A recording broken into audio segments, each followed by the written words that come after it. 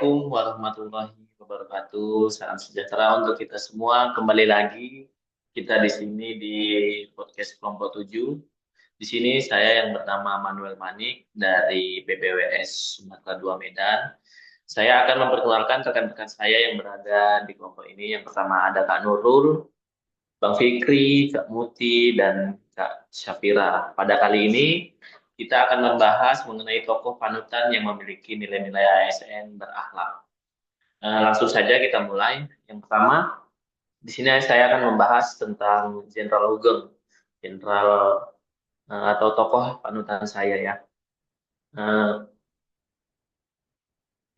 Jenderal Purnawirawan Hugeng Imam Santoso adalah sosok legendaris yang dikenal sebagai polisi jujur di Indonesia, lahir di Pekalongan pada 14 Oktober 1921. Jenderal Hugeng menjabat sebagai Kepala Kepolisian Republik Indonesia dari tahun 1968 hingga 1971.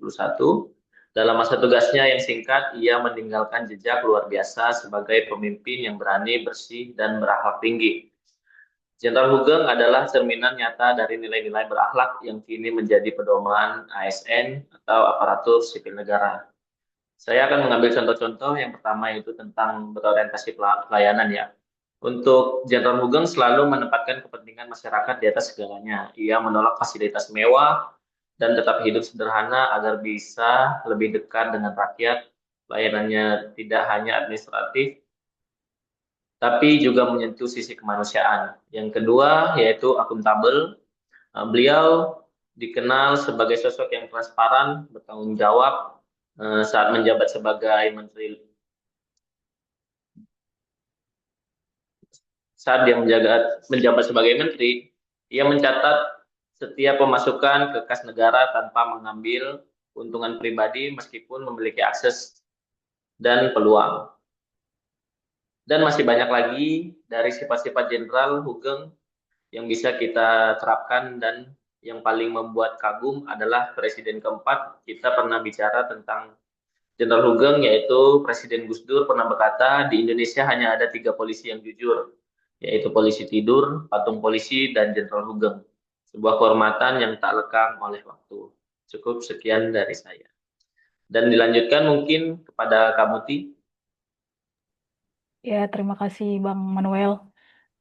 Jadi, tokoh panutan yang saya kagumi sejak dulu adalah sosok Laksamana Kemalahayati, seorang tokoh termasyhur dari Aceh yang selalu jadi panutan saya saat berbicara tentang emansipasi wanita.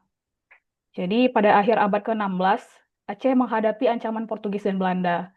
Dari situlah muncul sosok luar biasa, Laksamana Malahayati. Sejak muda, ia ditempa di akademi militer, dan setelah suaminya gugur, ia tidak larut dalam duka, tapi justru dengan sikap kolaboratif dan harmonis, ia membentuk pasukan Inong Bale, yaitu ribuan janda pejuang yang ia rangkul untuk mengubah kesedihan menjadi kekuatan. Sebagai panglima laut, ia terbukti kompeten dan akuntabel. Malahayati turun langsung memimpin armada, bahkan berhasil menewaskan Cornelis de Houtman, tokoh Belanda yang di tahun 1599. Namanya pun tercatat sebagai laksamana perempuan pertama di dunia. Tak hanya ahli perang, ia juga unggul dalam diplomasi.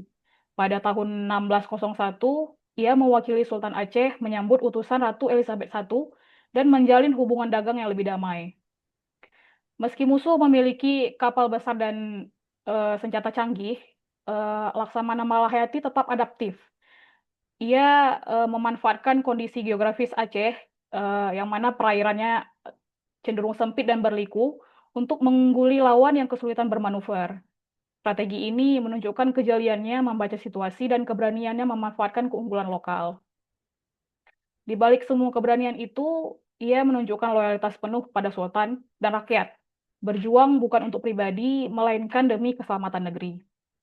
Hingga kemudian Laksamana Kemalahayati resmi ditetapkan sebagai pahlawan nasional Indonesia oleh Presiden Joko Widodo pada 9 November 2017 melalui surat keputusan nomor 115 tahun 2017. Dari kisah Malahayati ini kita belajar bahwa nilai berakhlak bisa diwujudkan nyata, yaitu melayani rakyat, bekerja sama, bertanggung jawab, serta meningkatkan kemampuan setiap pada negara dan mampu beradaptasi menghadapi tantangan. Sekian Bang Manuel. Baik, kita sudah mendengar kisah tokoh inspiratif dari Kak Mutiara. Untuk selanjutnya mungkin Kak Nurul untuk menceritakannya. Ya, terima kasih Bang Manik. Kalau menurut saya, tokoh panutan dalam berakhlak itu bisa berkaca ke Bapak Haji Agus Salim yang pernah menjabat sebagai Menteri Luar Negeri Indonesia dan juga merupakan pahlawan nasional Indonesia. Beliau merupakan sosok yang dihormati karena kecerdasannya, integritas, dan kontribusinya dalam diplomasi Indonesia. Sebagai seorang Menteri Luar Negeri itu, beliau merupakan seseorang yang sangat kompeten. Salah satunya adalah kemampuannya untuk berbicara dalam berbagai bahasa asing seperti bahasa Belanda, Inggris, Jerman, Prancis, Arab, Turki, dan bahasa Jepang. Beliau juga memiliki kesetiaan yang tinggi dan rasa loyal terhadap bangsa Indonesia. Jadi beliau pernah ke Jeddah untuk berangkat kerja sebagai penerjemah. Di sana beliau belajar mengenai agama Islam dan juga tentang kerjasama luar negeri. Tapi beliau juga pada akhirnya kembali ke Indonesia dengan pengetahuan-pengetahuan tersebut untuk kemudian aktif di berbagai organisasi dan kerjasama luar negeri di Indonesia. Hingga akhirnya kemudian beliau menjadi Menteri Luar Negeri kita. Beliau juga memiliki sifat yang kolaboratif, di mana ia tentunya banyak bekerja sama dengan pahlawan-pahlawan Indonesia lainnya seperti Pak Soekarno, Pak Hatta, Pak Sultan Syahrir, dan lainnya. Beliau juga dipercaya sebagai anggota Panitia 9 PPUPKI yang bersama-sama merumuskan dasar negara dan pembukaan Undang-Undang Dasar 1945. Begitu, Bang. Baik, Kak Nurul, terima kasih atas kisah dari tokoh inspiratifnya. Selanjutnya kita menuju ke Kak Syafira. Baik, kalau dari saya, tokoh panutan yang saya pilih itu Cut Mutia. Beliau pahlawan perempuan ahli strategi perang. Beliau merupakan salah satu tokoh pahlawan perempuan dari Aceh yang perjuangannya itu sangat dikenal dalam Perang Aceh melawan penjajahan Belanda pada awal abad ke-20 dan diakui sebagai pahlawan nasional Indonesia karena perjuangannya menjaga kemerdekaan. Penerapan nilai-nilai berakhlak dari beliau yaitu pertama akuntabel karena beliau berani mempertanggungjawabkan pilihan hidupnya untuk melawan penjajah. Kejujuran dan ketegasannya dalam memimpin pasukan menunjukkan integritas yang tinggi meski harus menanggung risiko yang besar. Terus yang kedua harmonis karena Cut Mutia mampu menjaga kebersamaan dengan pasukannya, membangun solidaritas dan menghargai peran setiap orang dalam perjuangan. Ia menghargai peran semua orang dalam perjuangan, baik itu laki-laki maupun perempuan, sehingga semangat persatuan tetap terjaga. Dan terakhir, adaptif, karena beliau mampu menyesuaikan diri dengan situasi perang yang serba sulit. Saat kehilangan suami pun dan kehilangan pemimpin pasukan, ia tetap bangkit dan mengambil alih kepemimpinannya, sehingga kondisi sulit tidak membuatnya mundur, melainkan beliau semakin kuat. Itu sih kalau dari saya.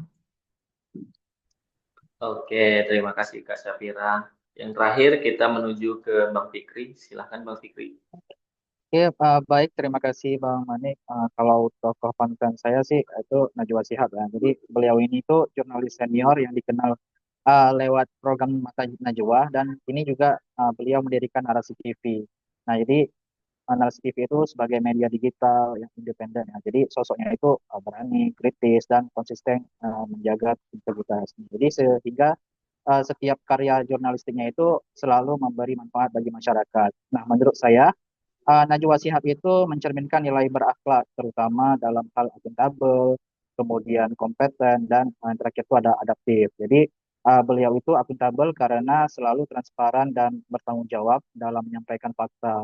Nah, kemudian beliau itu juga kompeten terlihat dari kepiawaiannya sebagai komunikator publik yang mampu menggali isu-isu uh, terkait dengan bangsa. Nah, kemudian sikap adaptif beliau itu tampak saat ia berani meninggalkan zona nyaman televisi konvensional dan membangun narasi TV di era digital saat ini. Jadi tiga hal inilah yang membuat saya menjadikannya itu seorang panutan dalam berkarir sebagai ASN. Begitu Bang Manik. Oke, terima kasih Bang Fikri. Sangat menarik ya kisah-kisah dari para tokoh-tokoh yang teman-teman sebutkan. Sangat menunjukkan nilai-nilai berakhlak yang dapat kita tauladani di masa sekarang. Jadi ini teman-teman, saya punya pertanyaan. Kira-kira ini eh, tokoh siapa yang paling cocok untuk kelompok kita? Kira-kira. Nah, kalau menurut saya sih kita itu butuh tokoh yang berorientasi pelayanan yang baik ya. Dan juga kalau menurut saya itu harus memiliki sikap yang jujur dan harmonis, Bang. Kalau dari saya, karena mendengar paparan dari Bang Manik nih tentang nilai berakhlak akuntabel, sosok Jenderal Hugeng sangat menginspirasi untuk dijadikan tokoh panutan. Karena beliau terkenal sangat jujur dan transparan, bahkan disebut polisi yang tidak bisa disuap. Setiap tindakan dan keputusan diambil dengan penuh tanggung jawab, meski sering membuatnya tidak populer karena tidak populer di kalangan orang-orang yang merasa dirugikan integritasnya. Saya setuju dengan teman-teman. Kisah tentang Jenderal Hugeng ini menurut saya merupakan contoh berakhlak yang baik. Gelar polisi paling jujur di Indonesia dan beliau yang terkenal dengan ketransparanannya menunjukkan seseorang yang benar-benar menerapkan konsep berakhlak dalam kehidupan sehari-hari, Bang. Ya, saya juga sepemikiran ya dengan teman-teman. Rasanya sosok Jenderal Hugeng ini sangat patut untuk diteladani oleh semua orang, apalagi di tengah-tengah situasi negara yang saat ini terjadi banyak gesekan nih di antara masyarakat dan instansi-instansi tertentu. Saya harap sejarah hidup Jenderal Hugeng bisa kembali mengingatkan kita bahwa polisi teladan itu sangat dirindukan di tengah-tengah masyarakat saat ini gitu, Bang. Oke, terima kasih. Baik, berarti kita semua setuju ya bahwasannya untuk tokoh kelompok ini adalah Jenderal Hugeng. Beliau adalah tokoh yang sangat dapat dijadikan panutan untuk kita semua dari seluruh kisah-kisahnya. Nah, ini adalah segmen terakhir. Semoga dari para tokoh di atas kita dapat mengambil contoh-contoh tauladan yang bisa kita terapkan di dalam dunia kerja dan keseharian kita, dan kita dapat menjadi ASN yang berakhlak. Kita tutup dengan ucapan terima kasih untuk teman-teman yang tetap setia pada kelompok kita. Saya ucapkan Assalamualaikum warahmatullahi wabarakatuh. Waalaikumsalam Waalaikumsalam. Terima warahmatullahi Warahmatullahi kasih. wabarakatuh. Terima kasih wabarakatuh. semuanya.